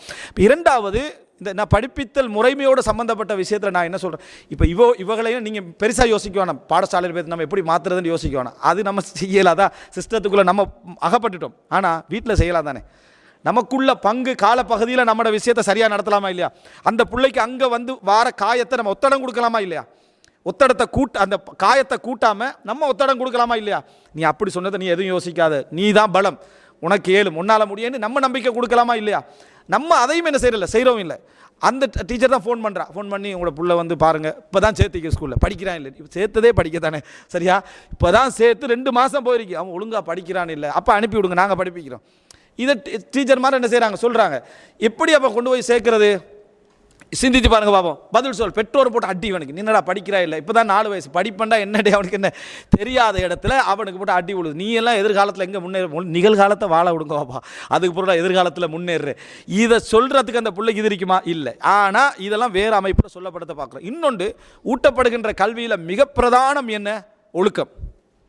அதாவது படிப்பித்தல், அந்த என்வாயன்மெண்ட் எல்லாம் சார்ந்து படிப்பிக்கின்ற முறையில் ஒழுக்கம். இந்த பகுதியில் ஒழுக்கம் என்றது 2 விதமாக நம்ம பார்க்கணும். ஒன்று, நம்ம படிப்பிக்கக்கூடிய ஆண் பிள்ளைகளுக்கான ஒழுக்கம் என்ற பகுதி, பெண் பிள்ளைகளுக்கான பொறுப்புணர்வு சார்ந்த ஒழுக்கம். உண்மையை சொல்ல போனால் இன்றைய கல்வியில் இந்த செக்ஷனே இல்லை. எந்த செக்ஷன்? பெண் பிள்ளைகளுக்கான பிரத்யேக கவனமாக வரக்கூடிய பகுதியே இல்லை. அந்த அளவுக்கு இதை வைத்திருக்கிறான். ஆனால் அரபு நாடுகளுடைய பாடங்கள் அது அப்படியே இருக்கின்றன. விளங்கிட்டா? அது கிட்டத்தட்ட சொல்ல போனால் பேரண்டிங் என்று சொல்கிற மாதிரியான ஒரு பகுதி. இன்றைய சமுதாய சூழ்நிலை நீங்கள் என்ன புரிஞ்சுக்கொள்ளண்டா, சைக்காலஜி உளவியல் என்று பேசக்கூடிய இந்த பாடத்திட்டத்தில் இவனுடைய அந்த ஜெண்டர் ஈக்குவலிட்டி இருக்குது. எது? பாலின சமத்துவம் என்கின்ற இது. இப்போ ஆஸ்திரேலியாவில் இருக்கிறவங்களுக்கெல்லாம் தெரியும். ஆஸ்திரேலியாவில் பார்த்தீங்கன்னு சொன்னால் அந்த பாலின சமத்துவத்தில் உச்சகட்டமாக வச்சுருப்பாங்க. அதை என்னென்னா வேலையில் வித்தியாசம் காட்ட மாட்டான்.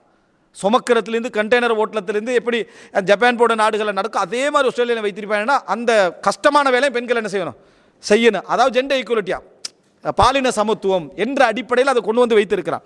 இந்த சிலபஸுடைய சிந்தனையில் தான் எங்களோட சிலபஸ் இருப்பதனால, இந்த சிந்தனையுடைய பின்னணியில் இருப்பதனால முஸ்லீம் சமுதாயம் ஒரு பெண்ணுடைய விஷயத்தில் பார்க்கக்கூடிய அம்சம் என்ன? இந்த உலகத்துக்கு பெண்கள் தங்களோட பிள்ளைகளை உருவாக்குவதைப் போல எந்த ஆணாலை உருவாக்க இயலாது. பெண்கள் தங்களோட பிள்ளைகளை உருவாக்குவதைப் போல ஒரு நல்ல ஆளுமையாக, நல்ல ஒழுக்கத்தோட, நல்ல படித்தவனாக, நல்ல தலைவராக உருவாக்குவதை போல தாய்மார்கள் உருவாக்குவதைப் போல தந்தைமாரால் என்ன செய்யலாது, உருவாக்க முடியாது. தந்தைமார் என்ன பேசிக்கொள்வாங்க அப்படின்னு சொன்னால், ஒரு நாள் ஃபுல்லாக முழிச்சிருந்துப்பான் பிள்ளைக்காக வேண்டி, அதை வரலாறு ஃபுல்லாக பேசிக்கிருப்பான். சரியா? நானும் முழிச்சு தான் என் பிள்ளைக்காக வேண்டி வான் முழிச்சு தான் இருக்கிறேன், நீ எவ்வளோ நாள் முழிச்சிக்கிறேன், முழிச்சு காட்டுவாப்பா தொடர்ந்து. சரியா? இயலாது. அப்போ அவன் இடைக்கிட செய்வான், ஆனால் மிக கவனத்தோடு செய்வான். அன்றைக்கு மனைவி தூங்கணுன்றதுக்காக இதை மிக கவனத்தோடு செஞ்சிருப்பான். ஆனால் 90% ஆணுக்கு அப்படி முடியாது. கல்வியை படித்து கொடுக்க போவான் பிள்ளைக்கு. ஒரு பெண் என்ன செய்வான்னா டெய்லி படித்து கொடுப்பான். இவன் திடீர்னு என்றாகுவான். என்ட்ராகி காலையிலேருந்து இன்றைக்கு இஸ்லாம் படிப்பிக்க போகிறேன் அப்படின்னு சொல்லி படிப்பித்து அதெல்லாம் படித்து கொடுத்து ஒரு கிழமையில் பார்த்து எனக்குள்ள வேலைக்கு இதை கண்டினியூ பண்ண நீ தான் கவனம் எடுக்கணும். அதைத்தானே ஃபஸ்ட்டுக்கு சொன்னாங்க. விளங்கிட்டா? நீ வந்து பொறுப்பெடுக்க போகிறேன்னு உள்ளுக்க போகிறது. அப்போ பெண்மையுடைய தன்மையே அல்லாஹு தாலா பிள்ளைகளை உருவாக்குறது. நபிமார்களுடைய அந்த நபிமார்களை பெற்றெடுத்த பெண்மணிகள் அந்த பின்னணி ஒன்று அங்கே இருக்கத்தானே செய்த நபிமார்களுடைய வளர்ச்சிக்கு பின்னுக்கால. எனவே நல்ல தலைவர்களை நல்ல விஷயங்களை உருவாக்குறவர்கள் பெண்கள். பெண்களுக்கு இந்த தன்மை இயற்கையிலே அல்லாஹ் ரப்புல் ஆலமீன் கொடுத்திருக்கிறான். கவனம் செலுத்தக்கூடிய தன்மை, கேர் பண்ணக்கூடிய தன்மையை 3-4 வயசுலேயே பிள்ளைகிட்ட விளையாட்டு 3-4 வயசு விடுங்க. 2 வயசுல பிள்ளைகிட்ட விளையாட்டு என்ன? பொம்மை எடுக்கிறது, அதை என்னது அதை ஆராட்டுறது, அதுக்கு சாப்பாடு ரெடி பண்ணுறது, அதுக்கு மெடிக்கல் டெஸ்ட் பண்ணுறது. இது ஆம்பளை எப்போயாவது தொழில் போகிற மாதிரி விளையாடிக்கிறான் சின்ன வயசில் விளையாட மாட்டான். அப்போ ஃபுட்பால் எடுத்து கிரிக்கெட் எடுத்துட்டு என்ன வெளியே போயிடுவான். அப்போ அந்த கேரிங் தன்மையோடையே சின்ன பிள்ளைகள் என்ன செய்யும்? வளரும். இதை அப்படியே அடித்து நொறுக்கிற மாதிரி சிலபஸை வச்சுக்கிறான். இது அப்படியே அடித்து நொறுக்குவதை போல அந்த சிலபஸை என்ன செய்திருக்கிறான்? வைத்திருக்கிறான். அப்படின்னா ஒரு புள்ள படிக்கணும், அந்த படிப்பில் அவங்க எவ்வளோ பெரிய உயர்ந்த இடத்தையும் அடையலாம், அது இஸ்லாம் தடையே செய்யலை. ஆனால் இதை தவிர்க்காம அந்த சிறப்பான பேரண்டிங் என்று சொல்லக்கூடிய நல்ல குழந்தை வளர்ப்பு முறைகளை அல்லது கேரிங் முறைகள் அவங்ககிட்ட எடுக்கப்படாமல் நடக்கணும். ஆனால் இவன் என்ன செஞ்சிட்டான்டா, ஈக்குவலான ஒரு சிஸ்டத்தை கொண்டு வந்து விட்டதனால இவர்களும் தொழிலுக்கு போகிறது, அவங்களும் என்ன தொழிலுக்கு போகிறது. பிள்ளைகளை ஒன்றில் ஸ்கூல் போகிறதா இருந்தால் ஸ்கூல் போயிடுறது, அல்லது 2 வயசுல கொண்டு போய் ஹலானால என்ன செஞ்சிடுறது, விட்டுறது. அந்த இடத்துல ஒரு நனியை வச்சு அந்த பிள்ளையை பார்த்து பிள்ளைக்கு சின்ன வயசில் கிடைக்க வேண்டிய அந்த காருண்யம், இரக்கம், கவனம், கேரிங், அணைப்பு அதால் கிடைக்கக்கூடிய அதெல்லாம் இல்லாமல் போயிடுது. இந்த சிஸ்டம் வந்து என்ன செய்ய சமூக நிர்பந்தம் என்று சொல்கிறாங்க. அவனோட சிலபஸ் அங்கே தான் கொண்டு போய் வைக்கும். இதில் இருந்து வெளியே வராத அமைப்பில் பார்த்துக்கல்றேன். நாளைக்கு போக போக போக என்ன நடக்குமெண்டா, சிறப்பான பிள்ளைகளை உருவாக்க இயலாமல் போயிடும், பிள்ளை பெறுவது சுமையாக மாறும். இந்த பகுதி சிலபஸில் நம்ம என்றைக்காவது யோசிக்கிறோமான்னு கேட்டால் யோசிக்கிறோம் இல்லை. இந்த ஜென்ரேஷன் ஓரளவு சரியாக இருக்கு. நெக்ஸ்ட் ஜென்ரேஷன், அடுத்த ஜென்ரேஷனுக்கான தயாரிப்புகள் எல்லாம் நடந்து கொண்டு இப்போயே ஒரு காலத்தில் 10, 12, 13 வயசில் இருந்த திருமணங்கள் 18, 20 ஆகிச்சு நம்ம காலத்தில். இப்போ எப்படி போயிட்டு நீங்கள் யோசிச்சு பாருங்கள். 20, 25, 26 என்ற லெவலுக்கு. ஏன்னா அவங்க முடிச்சுட்டு வரணுமே, காலேஜ் எல்லாம் முடிச்சுட்டு தொழிலுக்கு வந்து வரணும். படிச்சுக்கண்டே குடும்பத்தை கவனிக்கிறன்றது கஷ்டம் என்ற சிரமத்தை கொண்டு வந்துட்டான். இப்போ நீங்கள் யோசிச்சு பாருங்கள், நல்ல ஒரு ஜென்ரேஷனை நல்ல ஒரு சமுதாயத்தை உருவாக்க முடியும்னு நினைக்கிறீங்களா? ஒரு தாய்மை இல்லாமல், ஒரு பெண்மணி இல்லாமல் ஒரு சமுதாயத்தை சிறப்பாக உருவாக்க முடியும்னு நினைக்கிறீங்களா? உருவாக்க முடியாது. எவ்வளோ கேவலமான விஷயங்கள் எல்லாம் இன்றைக்கு, அதாவது இந்த விஷயத்தில் இந்த ஜெண்டர் ஈக்குவலிட்டி என்ற பேரில் நடந்து கொண்டிருக்கேன்னு சொன்னால் அது நான் சொல்லித்தான் ஆகணும். சில அதாவது ட்விட்டர் பக்கங்களை நடத்துகிறாங்க. எப்படின்னா, ஆணும் பிள்ளையை வளர்க்கலாம், ஆணுக்கும் அந்த தாய்மை உணர்வு வரலாம், எல்லாமே என்ன அதாவது அந்த ஜீனுடைய சப்ஜெக்ட் தான், அந்த மரபுடைய தாக்கம் தான் அப்படி என்று சொல்லி.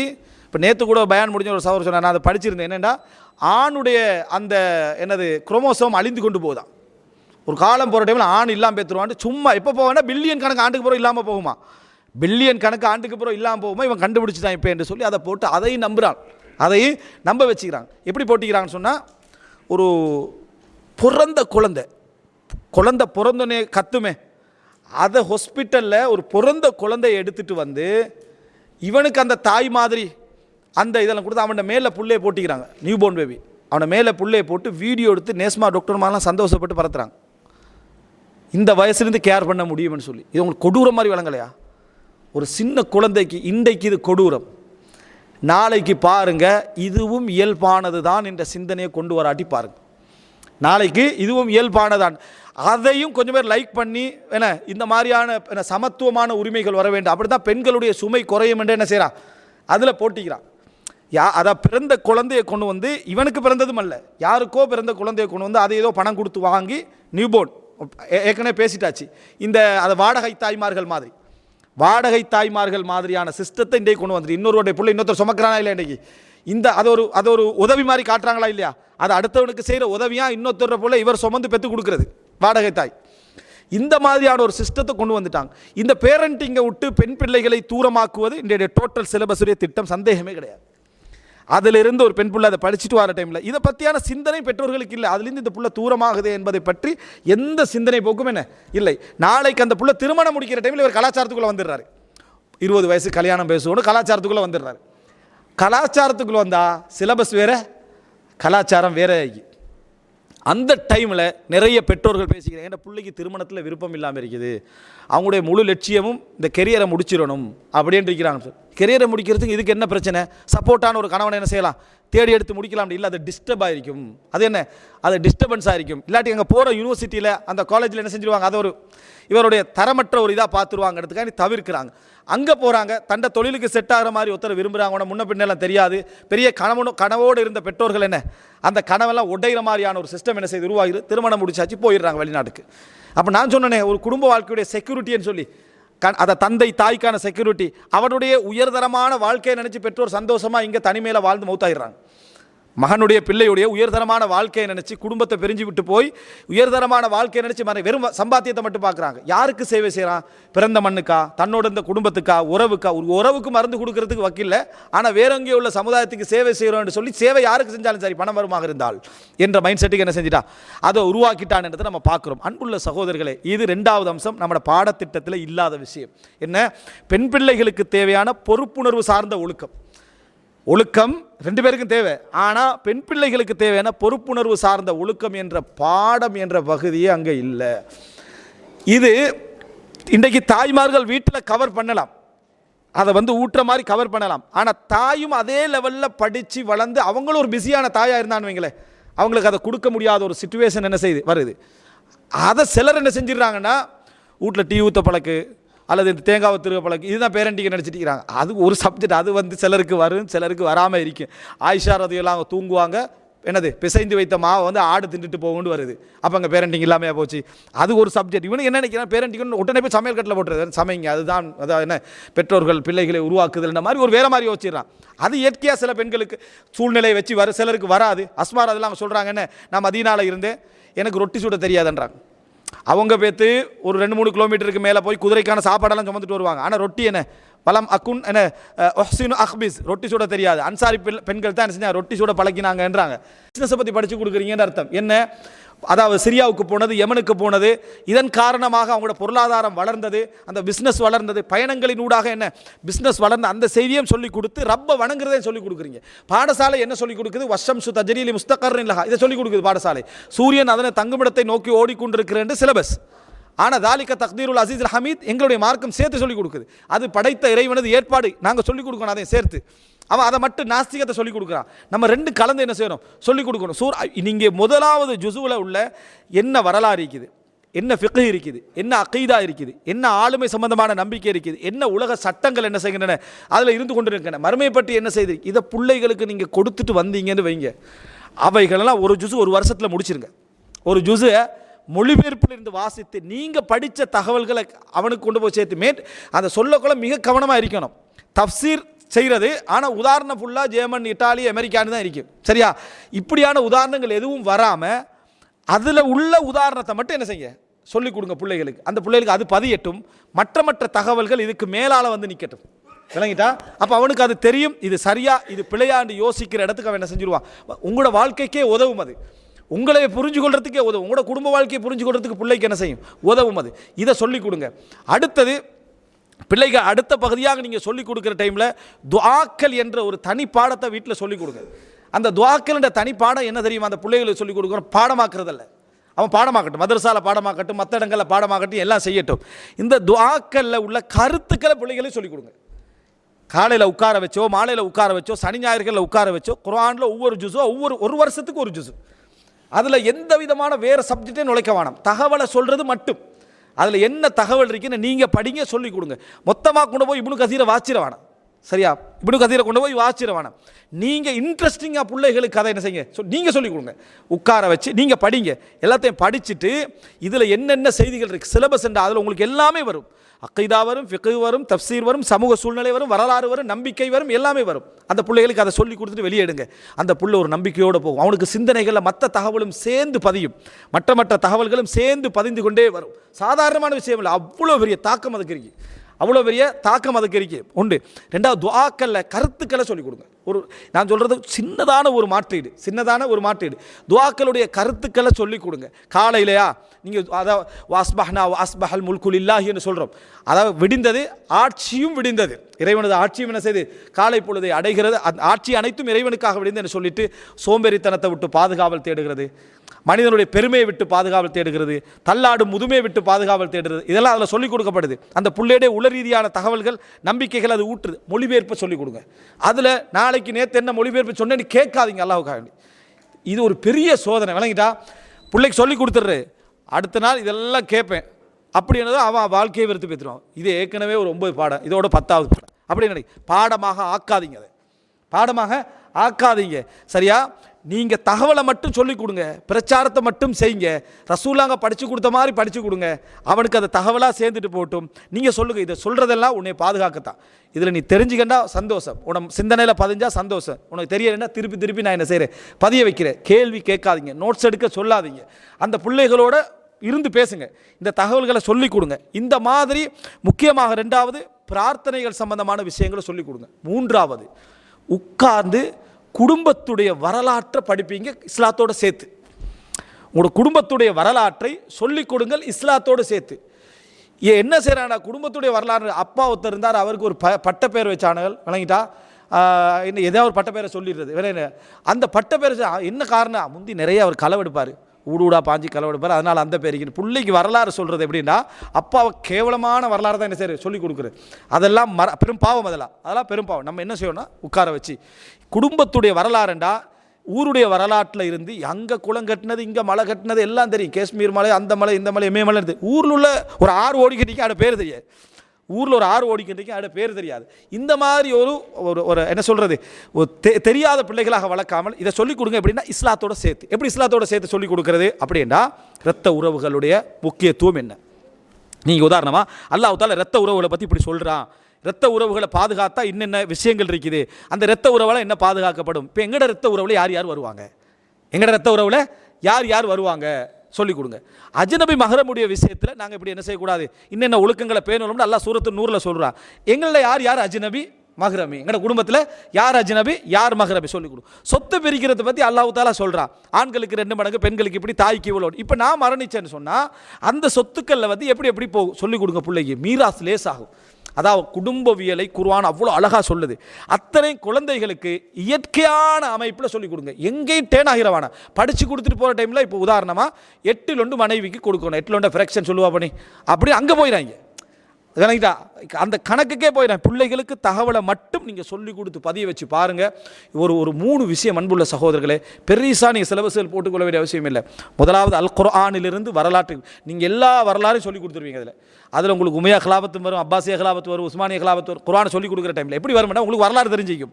நீ குர்ஆனில் வரலாறு அவனு படிப்பீங்க. உதாரணமாக வல்லுஹா வல்லைலி இதா சஜான்னு சொல்லிட்டு வந்து ரசூலான வரலாறு வரும். என்ன, அவன் உன்னை அனாதையாக காணவில்லையா, ரசூலாங்க அனாதையாக இருந்தார். தகவல் உங்களுக்கு தெரியும். அந்த தகவலை சேர்த்து சொல்லிக் கொடுங்க. உங்களுக்கும் நல்ல ஒரு அனுபவம் வரும். உங்களுக்கும் குழந்தையை படிப்புத்திறண்டா என்னென்று புரிதல் வரும். உங்களுக்கும் குழந்தையுடைய வீக்னஸ் எது பலம் எல்லா செய்தியும் உங்களுக்கு அப்போ தான் தெரிய வரும். என் பிள்ளைய நான் இவ்வளோ நாளும் புரிஞ்சிருக்கலன்னு உங்களுக்கு அண்டைக்கே விளங்கிடும். ஏண்ட பிள்ளைய நான் இதுவரைக்கும் சரியாக புரிஞ்சிருக்கல, இவன் விளங்காதவன் நான் நினச்சிருந்தேனே, இவ்வளோ விளங்கக்கூடியவன்றதெல்லாம் உங்களுக்கு தெரிய வரும். அவனோட துறை தெரிய வரும். இன்ட்ரெஸ்டிங்காக கொண்டு போய் சேர்க்கிற டைமில் ஒரு 3 சிலபஸ் அன்புள்ள சகோதரர் பிள்ளைகளுக்கு இதையும் புரிஞ்சிருக்கணும். இந்த சிலபஸ்கள் உள்ளத்துக்கு நீங்கள் 2 வேலை செய்யணும். என்ன, அதில் சேர்க்க வேண்டியதை சேர்த்து பிள்ளைகளுக்கு சொல்லிக் கொடுக்கணும். ஒத்தடம் கொடுக்கணும். முதலாவது ஆளு மேலே பாதிப்பு வரதுக்கு ஒத்தடம் கொடுங்க. அதில் தைரியமாக சொல்லுங்கள். அந்த பிள்ளையை வந்து மனசுக்கு நல்ல நம்பிக்கை கொடுங்க. 2வது அவனில் உள்ள சரியான மோசமான தகவல்களை அடிக்கடி விசாரிச்சுக்கிட்டே இருங்க. பதிய வைக்காதவன பாருங்க. இதோடு சேர்த்து இந்த 3ஐயும் கொடுங்க. என்ன, குர்ஆனுடைய செய்திகளை அவனுக்கு சொல்லுங்கள். அதில் எந்த விதமான மூடலான டேர்ம்ஸுகளை கொண்டு போய் சேர்க்க வேண்டாம். நீங்கள் சொல்லிக் கொடுங்க. குர்ஆனுடைய ஒரு வருஷத்துக்கு ஒரு ஜூஸ், ஒரு வருடத்துக்கு ஒரு ஜூஸ்ன்னு சொல்லிக் கொடுங்க. விசாரிக்க வேணாம். 2வது துஆக்களுடைய கருத்துக்களை பிள்ளைகள்கிட்ட உள்ளத்தில் ஊட்டுங்க. அவ்வளோ பெரிய ஆளுமை அதை ஏற்படுத்தும். துஆக்களுடைய கருத்துக்களை பிள்ளைகளுக்கு என்ன செய்யுங்க ஊட்டுங்க. இந்த டைமில் இது, இந்த டைமில் இது, இந்த டைமில் இதுன்னு சொல்லிக் கொடுங்க. 3வது குடும்பவியலை சொல்லிக் கொடுங்க. எப்படி என்ன, குர்ஆன்ல இருந்தும் ஹதீஸ்ல இருந்தும் குடும்பத்தை சொல்லி வெறும் பாடமாக சொல்லாமல் குடும்பத்தை சொல்லி எல்லாத்தையும் சின்ன வயசுலேருந்து சொல்லிக் கொடுங்க. எல்லாத்துலேயும் குர்ஆன் மீராசை எடுங்க, சொல்லிக் கொடுங்க. நீங்கள் படிங்க. அதுக்காக கொஞ்சம் ஒதுக்கி நீங்கள் படிங்க. இப்படி சொன்னீங்கன்னு சொன்னால் ஒரு 3 வருஷம் 4 வருஷம் போகிற டைமில் அந்த பிள்ளையில் நீங்கள் அற்புதமான ஒரு தலைமைத்துவத்தையும் குடும்பத்தோடு உள்ள ஒரு ஈர்ப்பையும் மரியாதையும் ரெஸ்பெக்டையும் நீங்கள் பார்ப்பீங்க. அதெல்லாம் அவனுக்கு வரும். அதோடு சேர்த்து அந்த பிள்ளைக்கு எந்த நஷ்டமும் இல்லை. இந்த உலக ரீதியாக எந்த நஷ்டமும் இல்லாத அமைப்பில் வரும். ஆனால் இதற்கு ஒரு தியாகம் தேவை. இதுக்கு மனைவியுடைய பங்களிப்பு என்ன தேவை, உங்களுடைய பங்களிப்பும் என்ன தேவை. இதோடு நீங்கள் செஞ்சீங்கன்னா ஆசிரியர் நீங்கள் தான். பிள்ளைகளை அளவிடுறது நீங்கள் தான் என்ற ஒரு இடம் ஒன்று வரும். செய்து பார்க்க ஒரு வருஷம் நீங்கள் அதை செய்து பார்க்க கொஞ்சம் கஷ்டம் இருக்காது, கொஞ்சம் போராட்டம் இருக்கு. இதுதான் டைம் நீங்கள் ஒதுக்க வேண்டிய அவசியம் இல்லை. பிள்ளைகளுடைய சுதந்திரமான டைமை விட்டுருங்க. பிள்ளைகளுக்குன்னு விளையாடுறதுக்கு ஒரு டைம் இருக்கும், அதில் கொண்டு போய் சிலபஸ் என்ன செய்யாதீங்க, போடாதீங்க, அதை விட்டுருங்க. அந்த சுதந்திரத்தை விட்டுட்டு உங்களுக்கு வசதி கிடைக்கிற டைமில் பாப்பாக்கு இந்த என்ன செய்யணும், இதை சொல்லித்தரணும். நேற்று எனக்கு வேலையாக இருந்துச்சு, உங்களோட டைமை சொல்லுங்க, அந்த டைமுக்கு நான் இருக்கிறேன்னா பிள்ளைகள் வரும். பிள்ளைகள் என்ன செய்யும், வரும். ஏன்னா உங்களைப் போல பிள்ளைகளுக்கு யாரும் படிப்பிக்க முடியாது. அந்த கவனத்தோட எனக்கு இன்றைக்கு வாப்பவானா, ஓகே நாளைக்கு வச்சுக்கணும், எந்த கட்டுப்பாடும் போடாமல் இதை எடுத்து பாருங்கள். பிள்ளைகள் அதில் ஈர்க்கப்படுறதை நீங்கள் பார்ப்பீங்க, அதில் ஈர்க்கப்படுறதை பார்ப்பீங்க. இந்த மாதிரி சில இடங்கள் உங்களுக்கு படிப்பிக்க முடியாமல் போகுதா, சொல்லிக் கொடுக்க முடியாமல் போகுதா, நல்ல மார்க்க உரைகளை எடுங்க. உதாரணமாக நீங்கள் மீராஸ் சம்பந்தமான லேசாக படிப்பிச்ச மார்க்க உரைகள் எடுங்க, குடும்பத்தோட சொல்லிக் கொடுக்குது. ஒரு 5 நிமிஷம் போடுங்க, நீங்களும் இருந்து பாரு நான் இந்த போயிட்டு வரேன்னு போயிடாங்க. உட்கார்ந்து 5 நிமிஷம் பாருங்கள், நிறுத்திட்டு இப்போ எங்களோட குடும்பத்துக்குள்ளே பாருங்கள், இது எதுக்குள்ளே யாருக்கு எப்ளை ஆகும் நீங்கள் சொல்லிக் கொடுங்க. 5 நிமிஷம் போதும், பிள்ளை போதுமன்றக்குள்ளே எழும்பிடுங்க. இப்படி நீங்கள் கலந்து படிப்பிச்சு பாருங்கள். அந்த பிள்ளை சொல்லக்கூடிய எந்த நேரமாக இருந்தாலும் அதுக்கு சந்தர்ப்பம் கொடுத்து பாருங்கள். நீங்கள் ஒன்று நினச்சிட்டு இருக்கிற டைமில் அந்த பிள்ளை வேறொரு பாடத்தை கொண்டு வந்தாலும் அதை கலந்து பாருங்கள். நிச்சயமாக அற்புதமான அதுக்கு சொல்கிறது என்னென்னு சொன்னால், ஒரு ரசாயனவியல் தாக்கம் போல மாற்றங்களை நீங்கள் காணுவீங்க. படிப்பிச்சது கொஞ்சம், புள்ள உருவாகினது அதிகமென்று பார்ப்பீங்க. நீங்கள் புள்ள உருவாகினது அதிகமென்று பார்ப்பீங்க. அல்லாஹு ரப்புல் ஆலமீன் எங்களுடைய நிறைய துஆ செய்யுங்க. பிரார்த்தனைகள் மூலமும் எங்களை இந்த அழகான ஆழமான முயற்சிகள் மூலம் எங்களோட குழந்தைகளை உருவாக்குவதற்கு அல்லாஹு தஆலா தௌஃபீக் செய்வானாக. ஹாதா மா இந்தி வல் இல்மு இந்தல்லாஹ் வ அகூலு கௌலி ஹாதா வ அஸ்தக்ஃபிருல்லாஹ் லி வ லக்கும். வஸ்ஸலாமு அலைக்கும் வ ரஹ்மத்துல்லாஹி வ பரகாத்துஹு.